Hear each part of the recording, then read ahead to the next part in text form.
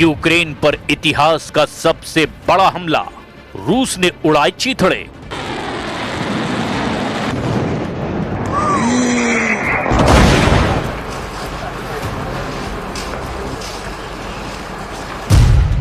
रूस यूक्रेन जंग को 1565 दिन या यूं कहें कि 4 साल 3 महीने और 14 दिन से ज्यादा वक्त हो चुका है। रूस भले ही यूक्रेन के 20% जमीन पर कब्जा कर चुका हो, लेकिन अभी भी यूक्रेन अमेरिका और नेटो की सीधी और खुफिया मदद के जरिए रूस पर बेहद भीषण हमला कर रहा है। सेंट पीटर्सबर्ग के पास रूसी नौसैनिक बेस पर जिस तरह से यूक्रेन ने तूफानी ड्रोन हमला किया, उसने पुतिन के तन बदन में आग लगा दी है। दावा किया जा रहा है कि रूस ने एक साथ 236 आत्मघाती ड्रोन से यूक्रेन के अलग अलग इलाकों पर हमले किए हैं, जिसने यूक्रेन के इलाकों के चीथड़े उड़ाकर रख दिए। इधर पुतिन ने ऐलान कर दिया कि अब कोई समझौता यूक्रेन से नहीं होगा और जब तक सभी टारगेट रूस पूरे नहीं कर लेगा तब तक हमले नहीं रोकेगा। इधर ब्रिटेन के पीएम कीर स्टारमर ने बयान दिया कि रूस यूक्रेन के साथ साथ नेटो देशों पर सीधे हमला करने की बहुत बड़ी तैयारी कर रहा है। लेकिन हम शुरुआत करते हैं यूक्रेन पर अब तक के युद्ध के सबसे बड़े सीरियल ड्रोन हमले की खबर से, जिसने यूक्रेन को भारी नुकसान पहुंचाया है। चीख पड़े ज़ेलेंस्की, नहीं रुकेंगे पुतिन।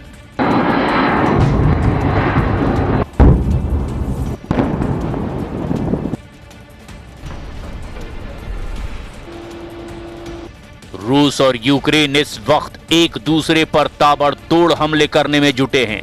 दावा किया जा रहा है कि यूक्रेन को नेटो देश फ्रांस, ब्रिटेन और पोलैंड से सबसे ज्यादा मदद मिल रही है, जिसकी वजह से रूस में बेहद अंदर घुसकर यूक्रेनी सेना हमले कर पा रही है।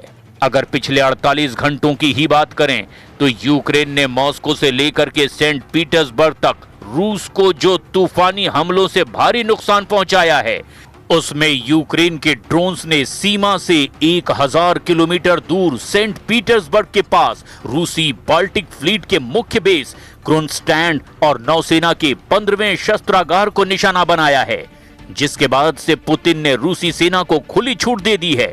पिछले 18 घंटे में रूसी सेना के हमले से यूक्रेन में भारी तबाही मचने की खबर है।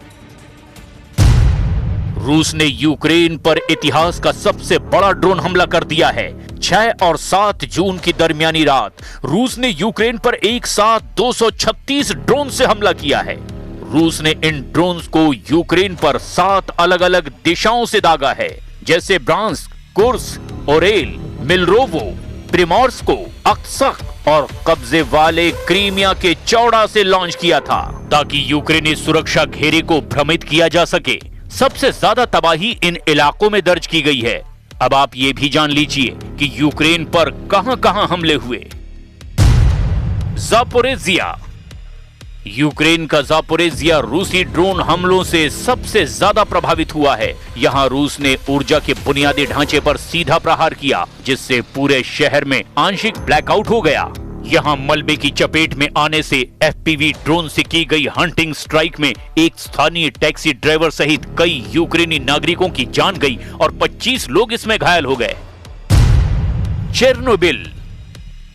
यूक्रेनी परमाणु एजेंसी के मुताबिक एक रूसी ड्रोन चेरनोबिल परमाणु ऊर्जा संयंत्र के पास इस्तेमाल हो चुके परमाणु ईंधन के स्टोरेज ब्लॉक की एक इमारत से जा टकराया। राहत की बात यह रही कि हमले के वक्त उस विशिष्ट कंटेनर बिल्डिंग में ईंधन मौजूद नहीं था, जिससे रेडिएशन का स्तर फिलहाल सामान्य और स्थिर बना हुआ है, लेकिन इमारत को काफी नुकसान हुआ है। ओदेसा। यूक्रेन के बंदरगाह शहर ओदेसा में रूस ने रिहायशी इलाकों और गैस पाइपलाइनों को निशाना बनाया।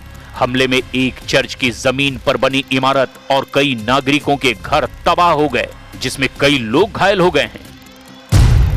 द्निप्रोपेट्रोव्स्क, खार्किव। इन दोनों मोर्चों पर ड्रोन के साथ साथ रूसी लड़ाकू विमानों ने गाइडेड एरियल बमों से हमला किया, जिसमें नागरिक बुनियादी ढांचे को भारी नुकसान पहुंचा और कई मौतें दर्ज की गई हैं। सुमेव, चेर्निव। उत्तरी सीमा से लगे इन इलाकों में रूस ने एक गैस स्टेशन और पोस्टल ट्रांसपोर्ट को निशाना बनाया। चेरनीहाइव में गैस स्टेशन पर ड्रोन गिरने से भीषण आग लग गई। यूक्रेन की वायुसेना ने बताया कि रूस ने इस बार केवल हमलावर ड्रोन्स शाहिद, गेरबेरा और इटालमास का ही इस्तेमाल नहीं किया, बल्कि यूक्रेन के महंगे एयर डिफेंस मिसाइलों को बर्बाद करने के लिए भारी संख्या में पैरोडी नाम के डिकॉय ड्रोन्स यानी कि फर्जी ड्रोन्स भी छोड़े थे, ताकि यूक्रेनी रडार असली और नकली ड्रोन में फर्क ही न कर पाएं। यूक्रेनी सेना का दावा है कि उसके एयर डिफेंस ने रूस के 236 ड्रोन्स में से 215 ड्रोन्स को हवा में ही मार गिराया या इलेक्ट्रॉनिक जैमिंग से नष्ट कर दिया, जिसे अब तक का सबसे बड़ा सफल इंटरसेप्शन माना जा रहा है। इधर यूक्रेनी राष्ट्रपति व्लादिमीर जेलेंस्की ने रूसी राष्ट्रपति व्लादिमीर पुतिन को एक खुला पत्र भेजकर आमने सामने की बैठक और फिर पूर्ण विराम का प्रस्ताव दिया। हालांकि पुतिन ने इसे खारिज करते हुए रूसी अर्थव्यवस्था को मजबूत बताया। Обратил внимание на время пребывания справедливых выборов. Ну, так случилось, его не допустили тогда до власти. Но если бы он был, отвечает никаким международным стандартам по обеспечению. Эти атаки, конечно, ничего хорошего с собой не несут, более того, они наносят нам определенный ущерб. Но когда инвесторы принимают... यूक्रेन ने 236 में से 215 ड्रोन्स को हवा में ही मार गिराने का दावा किया। रूस के सीधे हमले में 17 आत्मघाती यूक्रेन के डिफेंस को भेदने में कामयाब रहे, जिन्होंने 13 अलग अलग ठिकानों पर सीधे विस्फोट किए। रूस के मार गिराए गए ड्रोन्स का जलता हुआ मलबा 9 अलग अलग रिहायशी और औद्योगिक इलाकों में गिरा, जिससे कई इमारतों में आग भी लग गई। इस हमले की वजह से यूक्रेन के कई हिस्सों में ग्रिड फेल हो गया और बिजली चली गई। शुरुआती रिपोर्ट्स के मुताबिक अलग अलग प्रांतों में कम से कम 7 नागरिकों की मौत की खबर है। 61 से ज्यादा लोग इसमें गंभीर रूप से घायल भी हुए। यूक्रेन पर पुतिन के 5 गुना हमले, कीव से खार्किव तक खूनी गदर। इस वक्त रूस यूक्रेन मुख्य रूप से 2 हिस्सों में बढ़ चुका है, जमीनी मोर्चा, हवाई और ड्रोन युद्ध। यूक्रेन ने खुफिया सैटेलाइट गाइडेड ड्रोन्स के जरिए रूस के सबसे महत्वपूर्ण लैंड रूट मेलिटोपोल चौनहार पर पूरी तरह से फायर कंट्रोल स्थापित कर लिया है। इसका मतलब है कि क्रीमिया में मौजूद रूसी सेना की रसद और हथियारों की सप्लाई लाइन अब यूक्रेनी तोपों की जद में है। खबर तो ये भी है कि खुफिया सैटेलाइट इमेजरी से पता चला है कि क्रीमिया के तट पर एक संदिग्ध रूसी पोत पर यूक्रेनी नौसैनिक ड्रोन्स ने हमला किया, जिसके बाद तुर्की कोस्ट गार्ड को रेस्क्यू के लिए आना पड़ा। जो ताज़ी रिपोर्ट अब आ रही है वो बेहद चौंकाने वाली है। रूस इस समय यूक्रेन के एयर डिफेंस यानी कि हवाई सुरक्षा को पूरी तरह से थका देने की रणनीति पर काम कर रहा है।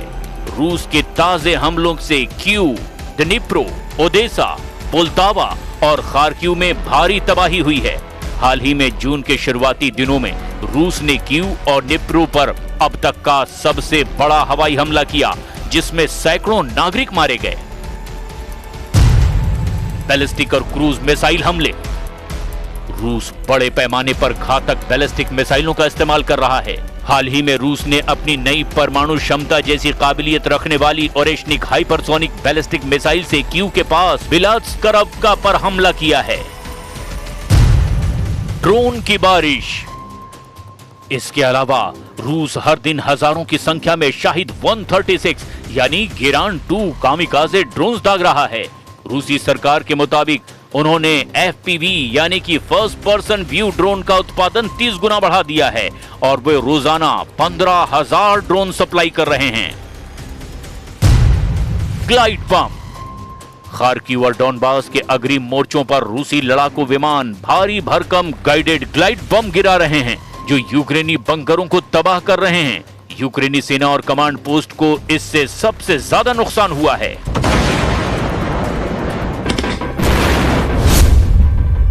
सीज फायर नहीं करेंगे पुतिन, आखिरी हमला शुरू।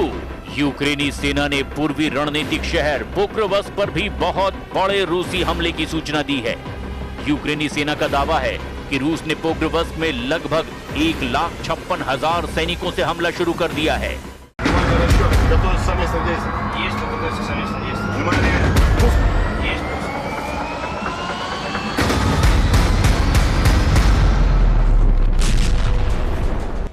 जिसकी वजह से यूक्रेन का रसद और हथियार सप्लाई डिपो पूरी तरह से तबाह हो चुका है। यूक्रेन की 7वीं रैपिड एक्शन कोर के मुताबिक हमला करने के लिए रूसियों ने बख्तरबंद वाहनों, कार और मोटरसाइकिलों का भी इस्तेमाल किया है। रूसी काफिलों ने पोक्रोवस्क शहर के दक्षिणी हिस्से से लेकर उत्तरी हिस्से की ओर घुसने का प्रयास किया। रूसी सैनिक महीनों से छोटी पैदल सेना के ग्रुप में शहर के भीतर घुसते जा रहे हैं ताकि पूर्वी यूक्रेन के पूरे औद्योगिक डॉनबास क्षेत्र पर रूस का कब्जा हो सके। मॉस्को के इस खास अभियान के एक महत्वपूर्ण हिस्से के रूप में इस पूर्वी रसद केंद्र पर कब्जा कर सकें। ताजा खुफिया रिपोर्ट्स और युद्ध के मैदान की स्थिति को देखते हुए रूसी राष्ट्रपति व्लादिमीर पुतिन इस समय अपने सबसे आक्रामक और कड़े रुख में हैं। इसके पीछे कई रणनीतिक कारण भी है।